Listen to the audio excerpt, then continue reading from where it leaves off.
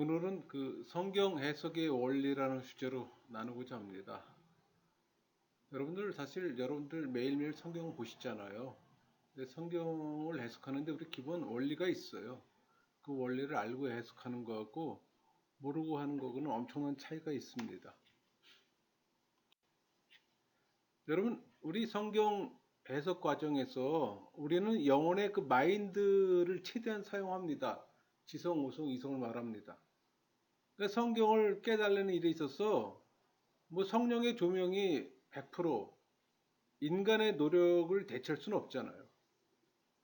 또 오직 하나님에게서만 빛을 찾으려는 뭐 겸손히 규칙적이며 열심히 있는 연구 태도와 모순되는 건 아니에요.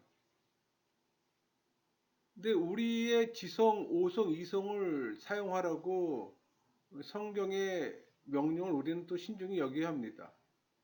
우리 말씀 볼까요? 고린도서 10장 15절. 나는 지혜 있는 자들에게 말한 것 같이 하노니 너희는 내가 이르는 말을 스스로 판단하라. 오성을 지금 얘기를 합니다. 또 고린도전서 11장 13절 너희는 스스로 판단하라.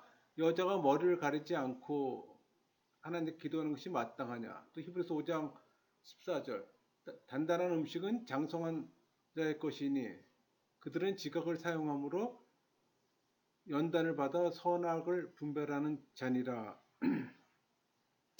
이성을 말하는 겁니다. 그러니까 우리가 오성은 판단하잖아요. 여기서 판단이라면 자기 의로 판단함을 또 의미합니다. 또 이성은 분별하고 how 어떻게 할 것인가. 여기서 분별은 또 하나님 말씀을 근거로 분별하는 걸 얘기하는 겁니다. 그러니까 성경에서는 우리의 지성, 오성, 이성을 다 활용을 해서 하나님 말씀을 연구하라고 명령하고 있었어요, 이미. 우리가 그 성경의 이해를 증진시키는 방법으로는 뭐 기도도 있고 우리 사고 생각도 있습니다. 근데 기도와 이 사고가 대립하는 것이 아니라 서로 겸비해야 하는 거예요. 우리가 거룩한 지식을 얻는 데는 성령을 의지함과 또 우리 스스로 연구를 또 겸해야 하는 겁니다. 여러분 어떤 종류의 말이라도 이를 해석하는 데는 일반적인 어떤 원리나 규칙이 있기 마련이에요. 그러니까 성경이 임할 때 세심하게 이 건전한 해석의 원리를 지킨다면 성경이 주장하는 바를 우리가 알게 됩니다. 그럼 건전한 해석의 원칙이란 뭘까요? 그러니까 해석의 원칙을 설명하기 앞서서 강조하고 싶은 것은 관찰입니다. 그러니까 우리는 본문을 잘 읽는 단순한 일도 잘하지 못하고 있어요. 여러분 본문을 주의 깊게 읽어야 합니다. 관찰을 잘하면 해석이 따라와요. 그러나 항상 우리는 어렴풋이 뭐 가볍게 지레짐작으로 또 무심코 성경을 읽는 버릇이 있어요. 여러분이 성경 읽을 때 한번 잘 생각해 보세요. 관찰 없이 읽는 일이 많았다는 얘기입니다. 그래서 항상 본래 깊은 뜻을 제대로 보지 못하기가 일쑤였어요. 그러므로 어떤 것은 풀리지 않은 채로 그냥 의문처럼 남아있게 됩니다. 그러니까 성경을 볼 때는 이런 버릇을 버려야 되는 거예요. 읽은 말씀이 무엇에 대한 것인지 모르면 그 의미를 도저히 이해할 수 없기 때문에 읽는 본문의 이해, 해석이죠. 관찰의 정도에 달려 있어요. 성경은 어떻게 해석해야 하는가? 여러분 성경 해석에는 세 가지 기본 원칙이 있어요. 뭐 평의 원칙, 역사의 원칙, 조화의 원칙이 있는데 그러니까 자연스러운 뜻을 찾아야 합니다. 이게 평의 원칙이에요. 그러니까 성경 본문의 단어와 문장을 읽을 때 우리는 먼저 명백하고 자연스러운 뜻을 찾아야 하는 거예요. 이 자연스러운 뜻을 찾기 위한 과제로는 단어와 문법을 좀 이해해야 합니다. 하나님은 자기 계시의 전달 기구로 인간의 언어를 택하셨어요. 그러므로 성경을 읽을 때 다른 책과 마찬가지로 단어와 문법 같은 문장의 일반 원칙에 또 주의해야 합니다. 그러니까 성경을 이해하려면 단어의 의미를 정확히 알아야 되는 거예요. 여러분 신앙생활과 신학에서 이 단어 의미를 아는 건 절대적입니다. 이 단어의 뜻을 제대로 모르면서 그냥 계속 읽기만 하면 본문의 뜻은 모호해지는 겁니다. 모르는 단어가 나오면 잠시 읽기를 멈추고 그 뜻을 찾아봐야 하는 거예요.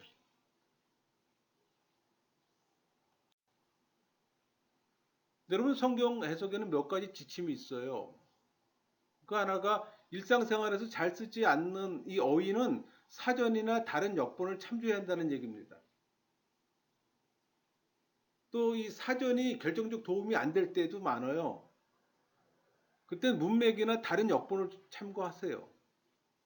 여기 지금 예를 들어 보면 개역개정 공동번역 NIV, 뭐 AX, UBS, 셉자틴트 뭐 여러 가지가 있어요. 원어 성경도 있고 영어 성경도 있고. 근데 여러분이 보통 읽는 건 개역 개정이잖아요. 근데 개역 개정 하나 갖고서 여러분들이 성경의 뜻을 알고 이해하는 데는 많은 제한이 있습니다. 여러분 예를 하나 들어볼게요. 에스겔 28장 14절에 너는 기름 부음을 받고 지키는 그룹임이여. 여러분이 읽었다고 한번 생각해 보세요. 이 뜻이 뭘까요? 또 시편의 106편 35절 그 이방 사람들과 섞여서 그들의 행위를 배우며 여기서 행위는 뭘 의미할까요? 또 디모데전서 2장 15절 그러나 여자들이 만일 정숙함으로써 믿음과 사랑과 거룩함에 거하면 그의 해산함으로 구원을 얻으리라. 이 구원의 의미는 구원 하나 얘기하면 되는데 그 앞에 줄비하게 지금 얘기가 나오잖아요. 정숙한 믿음, 사랑, 거룩, 해산 쭉 나오면서 구원의 얘기가 나와요. 그래서 그룹은 지키는 그룹이라고 그랬잖아요. 법궤를 지킨 천사를 얘기하는 겁니다. 그러니까 하나님의 은총을 받은 존재임을 나타내기 위함이에요, 이거는. 그렇다면 시편의 그 행위는 뭘 얘기를 할까요? 여기서 행위는 가나안의 생활 방식과 종교 양식을 수용한 걸 또 의미하는 겁니다. 또 우리 디모데전서의 구원은 남녀 간의 차별이 없음을 말하는 겁니다. 여러분들이 이 성경을 지금 그대로 읽었다 했을 경우 제 설명 없이 만약 그대로 읽었다면 제 설명과 근사치 있는 분들은 몇 분이나 될까요? 또 한문이 없으면 오해하기 쉬운 어휘들도 많아요. 왜? 우리 개역개정은 중국어 성경을 번역한 성경이기에 때로는 국한문 관주 성경을 참고했습니다. 뭐 요새는 좀 덜하지만은 여기 지금 보면은 에스겔 28장 16절에 하늘의 산에서 쫓아내고 불타는 돌들 사이에 멸하였도다. 불타는 돌이 나옵니다. 이건 화강석이거든요. 이 화강석이 새로운 용도를 위해서 불을 붙이는 것으로 나타나는 겁니다. 재앙의 시작을 얘기하는 거예요. 그 다니엘서 10장 13절 그런데 바사 왕국의 군주가 군주란 단어가 나오네요. 하나님 곁에서 수용되는 천사의 장입니다. 천사들의 장이죠, 그러니까. 그 다음에 우리 시편 23장 23편 4절 내가 사망의 음침한 골짜기로 다닐지라도 해를 두려워하지 아니할 것이요. 해는 뭐겠어요? 태양 아닙니다. 악이에요, 악. 이벌, 악이에요. 이렇게 우리가 성경을 바르게 해석하지 않으면 놓치고 가는 것들이 너무 많다는 얘기예요. 제가 여러분 몇 개 간단한 예를 몇 개 들었지만 여러분들 여기서 지금 여러분들이 그동안 알고 있었던 거하고 제 설명하고 몇 개의 차이가 있나요? 아마 많은 차이가 있을 거라는 생각이 듭니다. 그래서 성경 연구를 우리가 바로 해야 되는 거예요. 해석을 바로 해야 된다는 얘기입니다. 또 우리 관주 성경을 사용해서 또 그 낱말이 관련되는 다른 본문을 참고하는 것도 도움이 됩니다. 왼쪽에 지금 저 관주 성경을 제가 예를 들어 놓은 겁니다. 우리 이사야 53장 4절에 그는 실로 우리의 질고를 지고 우리의 슬픔을 당하였거늘 참 많이 접하던 구절이고 단어입니다. 질고. 이게 영적인 질병, 죄로부터의 구원만을 의미할까요? 근데 그걸 마태복음에서 보면은 우리의 연약함을 친히 담당하시고 병을 짊어지셨도다. 병의 의미가 있어요. 또 우리가 서기적으로 가장 좋은 것으로 생각되는 번역본을 선택해 사용한다면 뭐 해석에 있어서도 정확성을 기할 수가 있습니다. 아까 제가 말씀드렸던 뭐 개역개정이나 공동번역이나 NIV나 셉타진트나 헬라어나 히브리어 같은 원어 성경이나 한 구절을 어느 개역개정 하나만 보는 것이 아니라 몇 개의 구절을 봤을 때 더 바른 이해함이 또 형성될 겁니다. 그러니까 단어들의 뜻을 주의 깊게 살펴보세요. 여러분 단어들을 부정확하고 모호하게 안다면 정확한 내용 전달과 확실한 이해는 어렵게 됩니다. 또 문법의 원칙이 또 해석을 도와줘요. 그러니까 문법에 따라서 해석하라는 얘기입니다. 그러니까 단어는 독립되어 있지 않아요. 언제나 결합되어 있잖아요. 그러니까 단어의 어떤 연결, 뭐 원칙이나 문법에 대한 지식은 성경의 이해에 중요한 역할을 합니다. 이건 굳이 성경이 아니더라도 여러분들이 외국어 공부를 해봤다면 잘 알 수 있잖아요. 영어 공부나 일본어 공부나 중국어 공부할 때 느낄 수 있는 거잖아요. 그러므로 성경을 문법에 따라 이해하려면 문법에 대해서 좀 알아야 합니다. 특히 품사의 역할에 대해서는 확실히 알아둘 필요가 있어요. 진심으로 성경을 읽고자 하는 자는 이런 훈련을 피해서는 안 되는 겁니다. 한번 예를 몇 개 들어볼게요. 시제 관련해서 한번 해볼게요. 우리 요한일서 3장 6절 9절 있죠? 그래서 유산 구절이 나오네요. 그 안에 거하는 자마다 범죄하지 아니하나니 하나님께로부터 난 자마다 죄를 짓지 아니하나니 이런 표현들이 있잖아요. 그리스도인들은 절대로 죄를 짓지 않는다는 말일까요? 사도 요한은 성도가 범죄하지 않을 수 있는 조건을 그리스도 안에 거하는 삶이라고 명시적으로 말한 겁니다.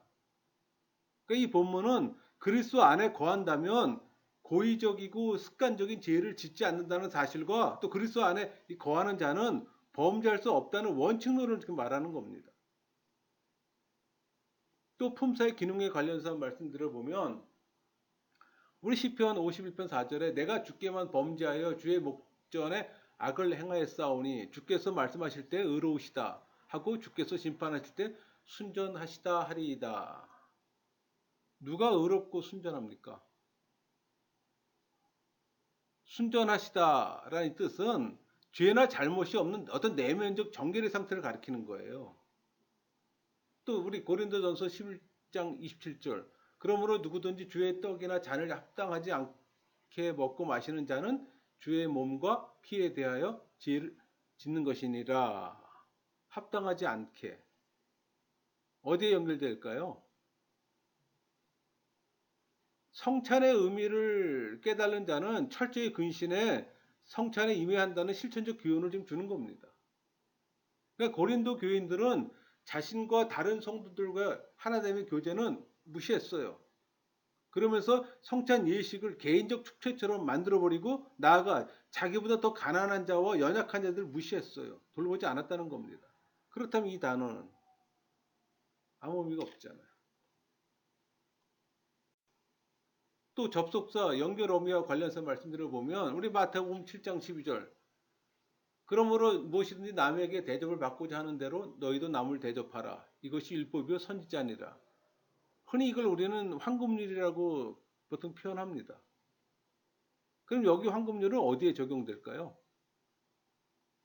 여러분 황금률은 하나의 어떤 이상적 목표가 아니라 현실 생활 가운데서 모든 상황에 적용돼야 하는 어떤 보편적 규례이며 또 절대 불면의 도덕률인 겁니다. 또 비유적 표현 볼까요? 사실 비유적 표현은 성경에는 뭐 특히 뭐 직유법, 은유법 이런 표현이 풍부하잖아요. 뭐 직유, 은유는 어떤 한 가지 점에서 어떤 유사성을 암시하는 수사법이잖아요. 그러니까 어떤 점에서 유사성을 찾을 것인가를 연구할 필요가 있는 거예요.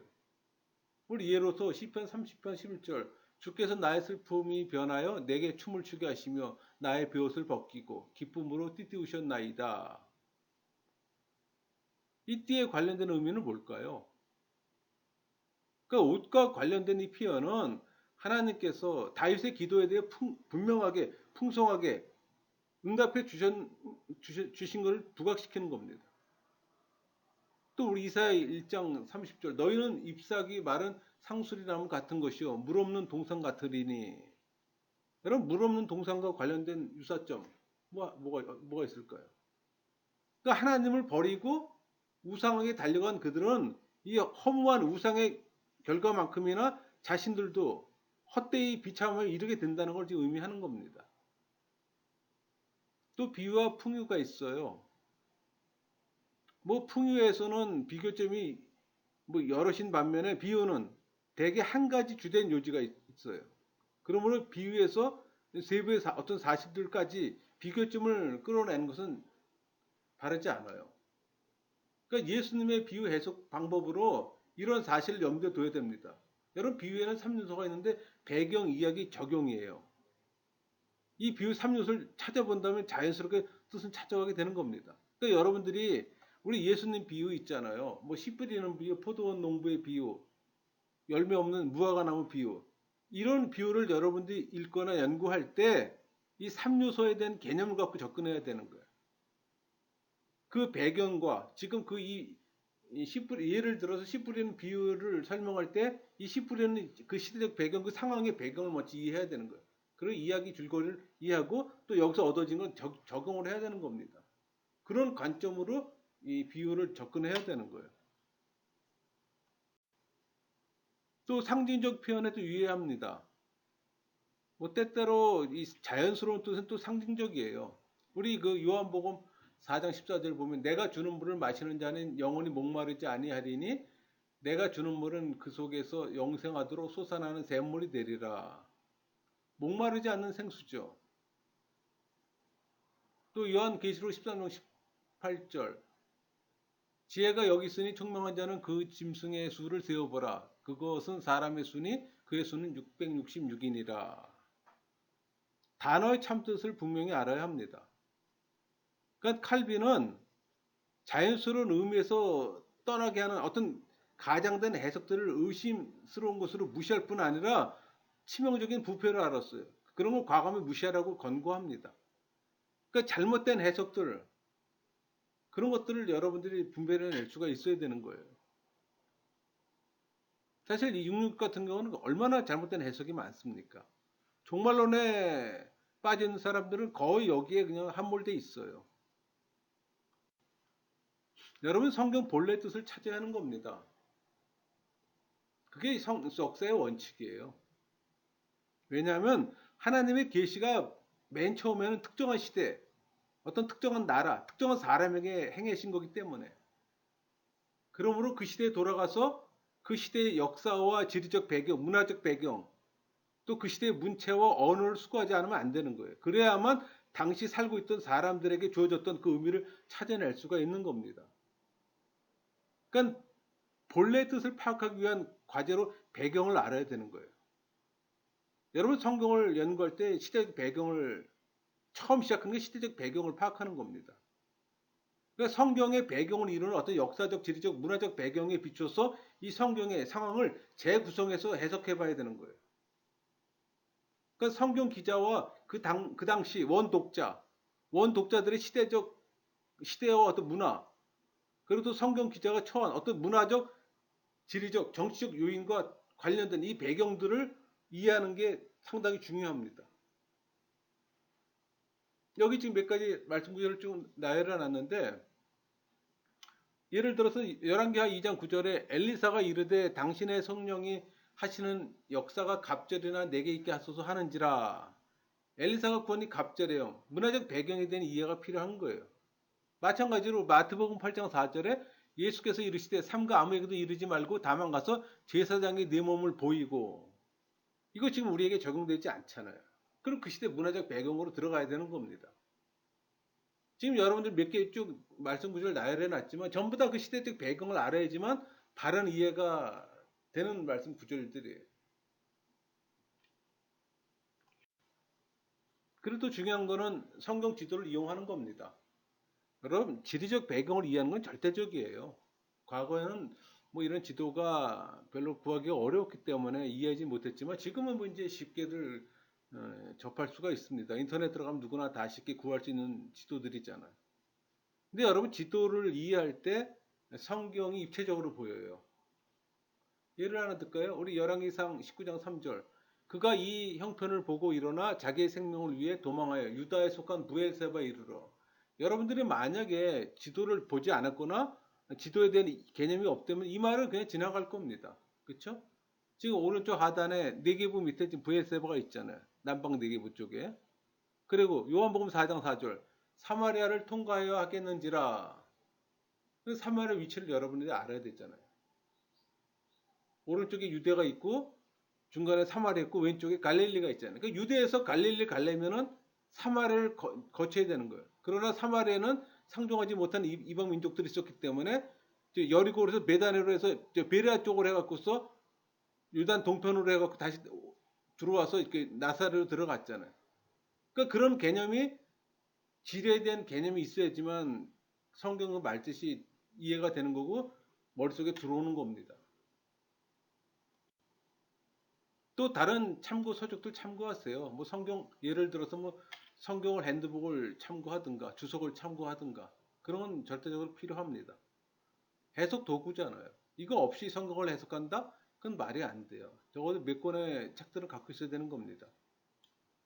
우리 누가복음 9장 59절 또 다른 사람에게 나를 따르라 하시니 그가 이르되 나로 먼저 가서 내 아버지를 장사하게 허락하소서. 또 이르시되 죽은 자들로 자기의 죽은 자들을 장사하게 하고 너는 가서 아버지의 나라를 전파하게 하라시고. 여러분 이 구절을 읽으실 때 여러분은 어떻게 이해가 될까요? 물론 그동안 이제 설교를 많이 들었기 때문에 이 구절 같은 경우 쉽게 이해함이 있을 겁니다.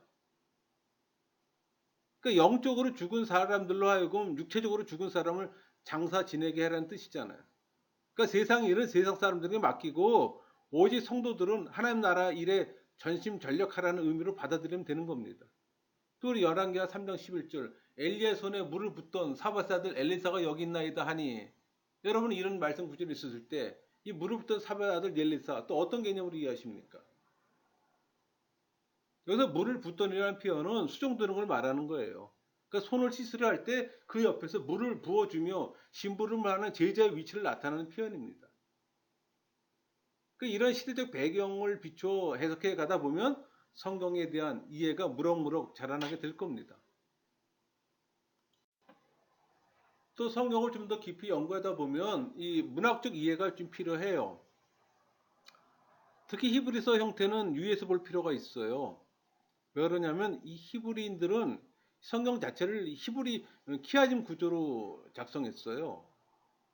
그러니까 주로 소리의 리듬보다는 사상의 리듬에 중점을 둡니다. 히브리 사람들은. 그러니까 대구의 형식으로 서로 관련되어 있는 문학 구조가 돼 있어요. 제가 항상 드리는 말씀이 있지만 우린 서로는 본론 결론에 익숙하잖아요. 그러나 이 사람들은 교체대구적 구조에 익숙하다는 얘기예요.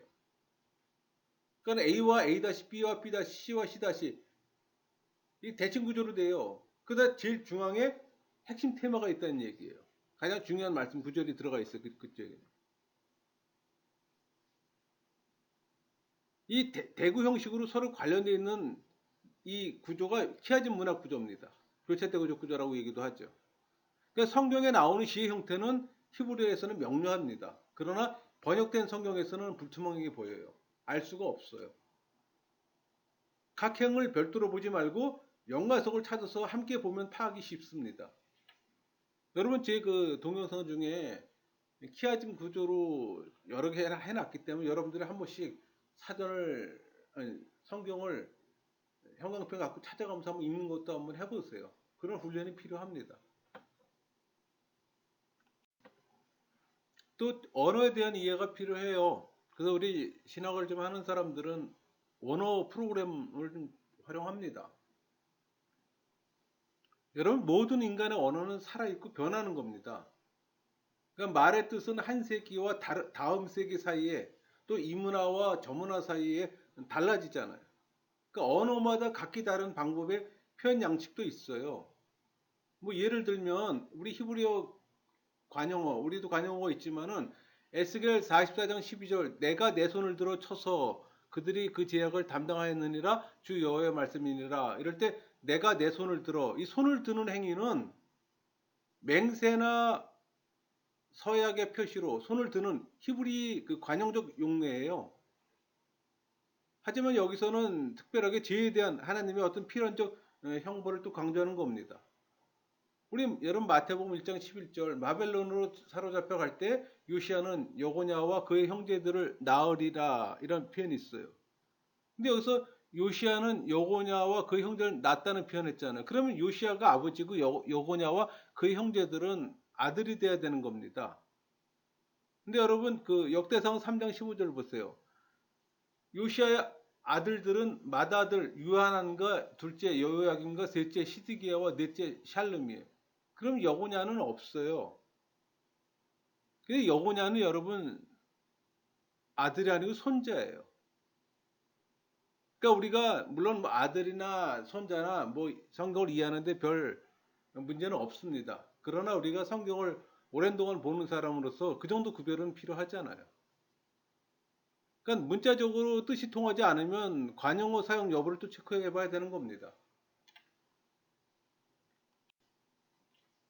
그리고 성경 기자 의도를 파악하는 게 가장 중요해요. 그래서 성경 기자들이 성경을 쓸 때 목적을 가지고 썼을 거 아닙니까? 그러니까 의도를 갖고 썼다는 얘기예요. 그러므로 해석할 때 이런 목적이나 의도를 염두에 두고 해석하는 것이 바람직하다는 얘기예요. 우리 창세기 5장 1절 이것은 아담의 계보를 적은 책이니라 이렇게 표현해 놓고 설명에 들어가지만 거기 가인의 이름이 나타나질 않아요. 아담 아들이 셋, 아벨, 가인이 있잖아요. 그런 셋의 경건한 계열만 쭉 기록되어 있다는 얘기예요. 가인은 빼놓고 이 표에 보면 불경건한 계열로 되어 있잖아요.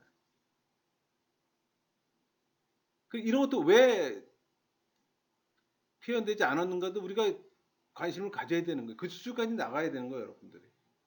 그러니까 계속 언급하고 있는 것이 무엇인지 또 목적에 관한 언급이 있는지를 또 살펴보는 게 필요합니다. 분명하면 그것을 염두에 두고서 또 해석해야 되는 거고. 여러분, 우리가 구약 성경을 올바르게 해석하기 위해서는 구속사적 해석 방법, 구속사라 하면 하나님께서 인간을 구원하시는 역사를 얘기를 하는 겁니다. 그런 구속사적 해석 방법, 그걸 그 대신 그리스도 중심적 해석이 돼야 되는 거예요. 우린 성경에서 그리스도가 빠지면 그건 유대 경전에 지나지 않아요, 여러분. 그래도 계시의 점진성에 대한 이해도 필요하고, 그러니까는 성부, 성자, 성령이 그 계시가 점차적으로 이루어졌잖아요. 그런 관점을 갖고 성경 구약을 봐야지 그게 유대 경전이 안 되는 거예요. 그런 계시의 점진성에 대한 개념이 없이 읽게 되면 구약 성경은 글자들이 유대 경전입니다. 기독교 경전이 아니에요, 여러분. 이 구약의 이야기는 제각기 특정한 어떤 구체적인 제한된 목적을 갖고서 특정한 문제를 다룹니다. 그러니까 예를 들면 요셉 이야기 같은 것들이 그런 케이스예요. 우리 여러분 특히 그 창세기 38장 8절에서 8절, 9절, 10절에 보면은 이제 오난의 얘기가 나옵니다.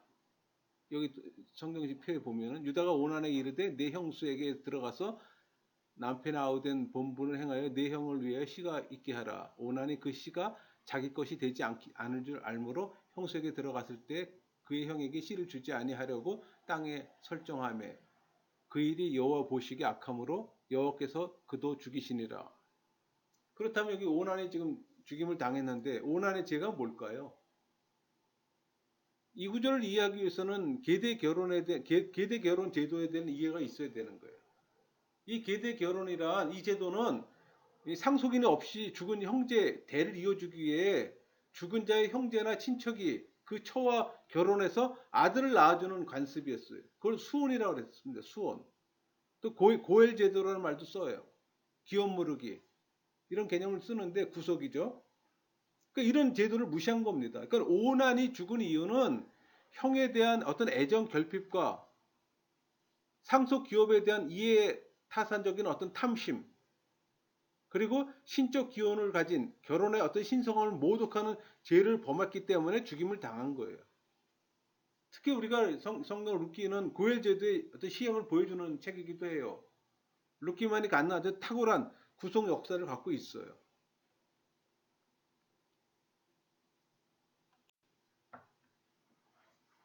여러분 성경의 일반적 뜻을 찾아야 하는 거예요. 그게 이제 우리 조화의 원칙인데 성경은 하나님의 어떤 하나의 마음에서 흘러나왔기 때문에 어떤 유기적인 통일성을 가져요. 그러므로 성경의 한 곳과 다른 부분에 모순되거나 어떤 가장이 있지는 않습니다. 그래서 이 성경의 자연스러운 뜻이 해치지 않도록 다른 부분과 조화되도록 해석해야 되는 거예요. 그러니까 성경의 한 곳을 설명할 때 다른 부분에 모순되지 않도록 해야 합니다. 그러니까 성경의 문맥 속에서 보고 문맥에 따라 이해해야 되는 거예요.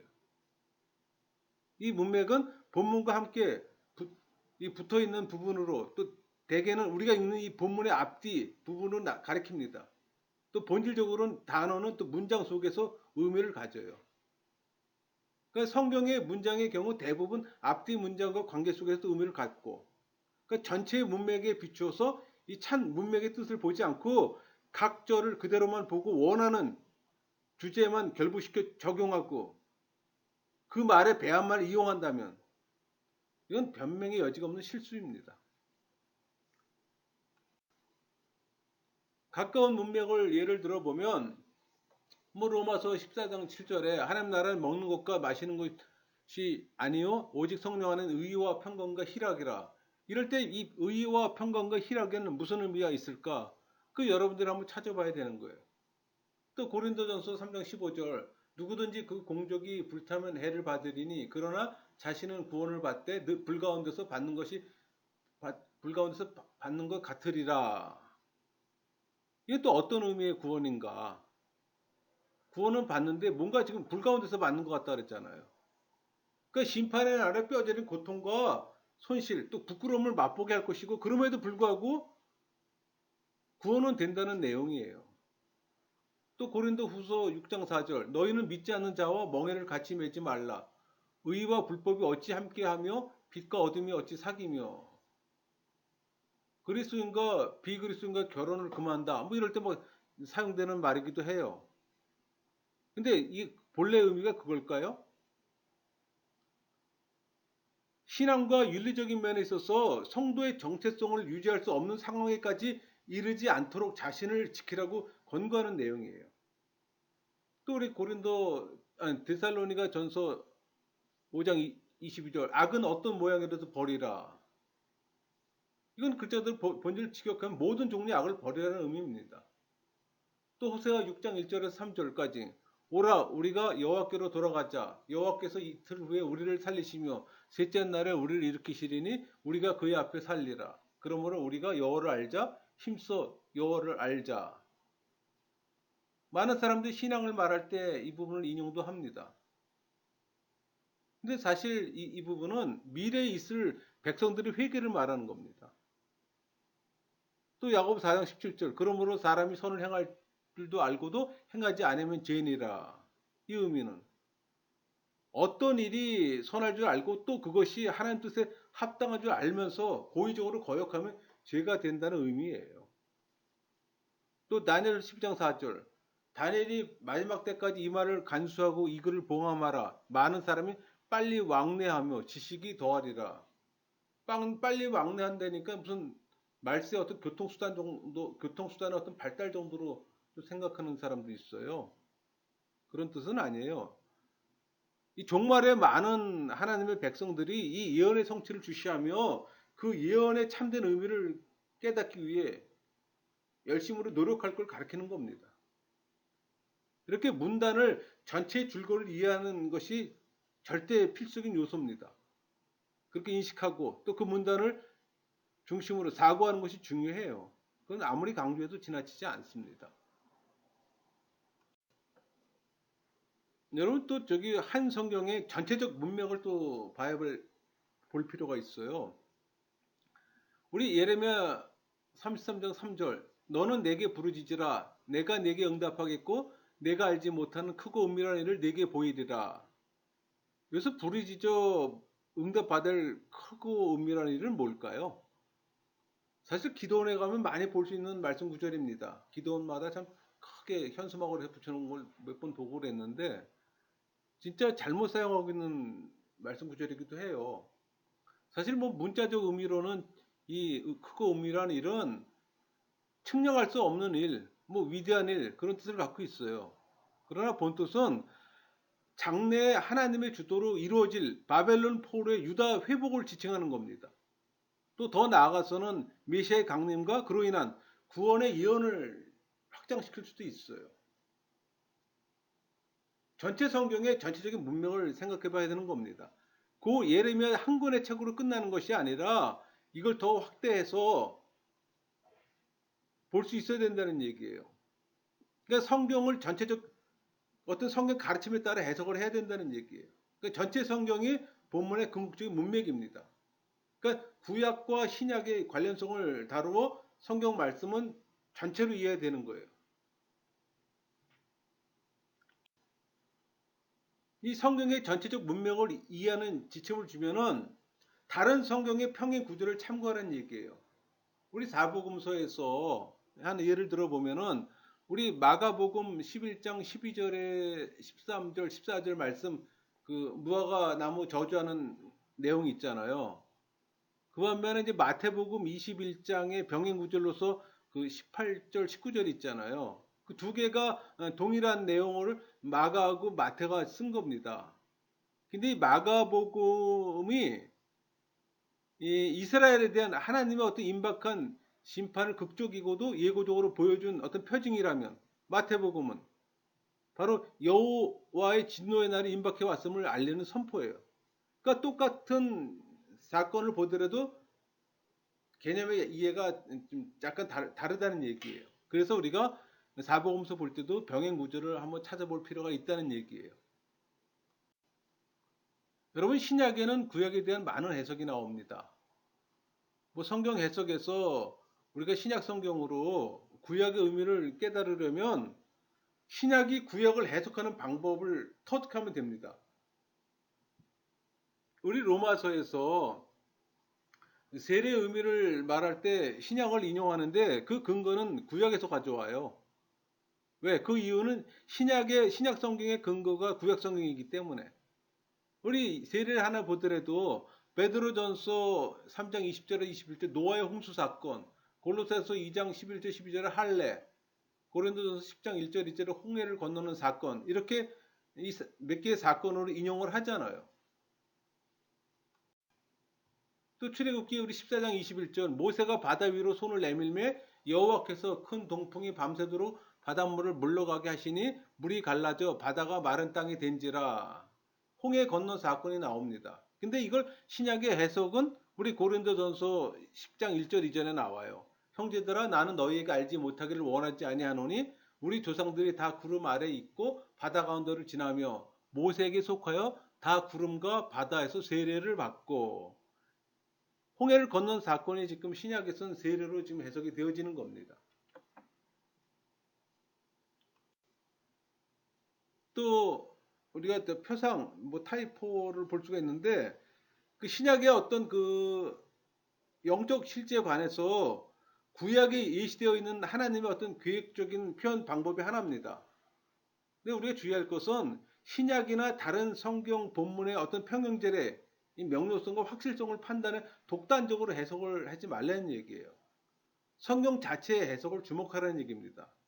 뭐 언급은 없으나 어떤 징표적인 의미가 가능한 표상도 있긴 하지만 확정적이라고 말할 수는 없어요. 그러니까 성경이 강조하는 점에 강점을 둬야 되는 겁니다. 우리 예를 하나 들어볼까요? 여호수아 2장 18절 우리가 이 땅에 들어올 때 우리를 달아내린 창문에 이 붉은 줄을 메고 내 부모와 형제와 내 아버지의 가족들을 다 내 집에 모으라 이런 표현이 있잖아요. 그렇다면 라합이 창에 들여온 이 붉은 줄은 십자가의 표상일까요? 여러분 붉은색은 생명과 구원을 상징하는 그리스도의 대속의 피와 연관 지을 수가 있어요. 또 성막에 관련된 말씀 구절도 있어요.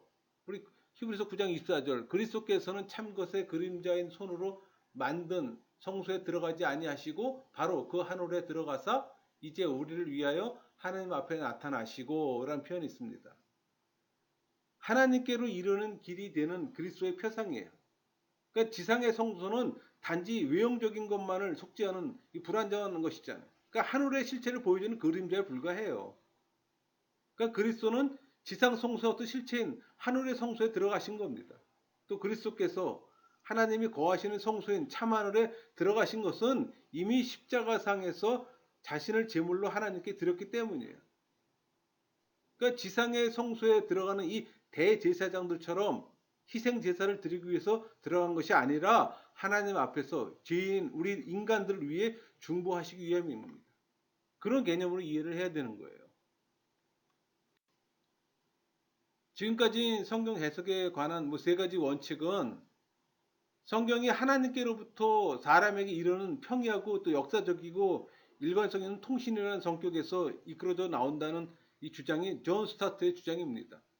그 반면에 루이스 벌거프는 성경 해석학에서 이상의 세 가지 해석 원칙을 문법적, 역사적, 신학적 해석법으로도 명명했어요.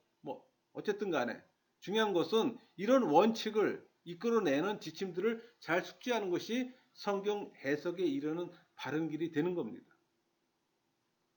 강의를 마치겠습니다.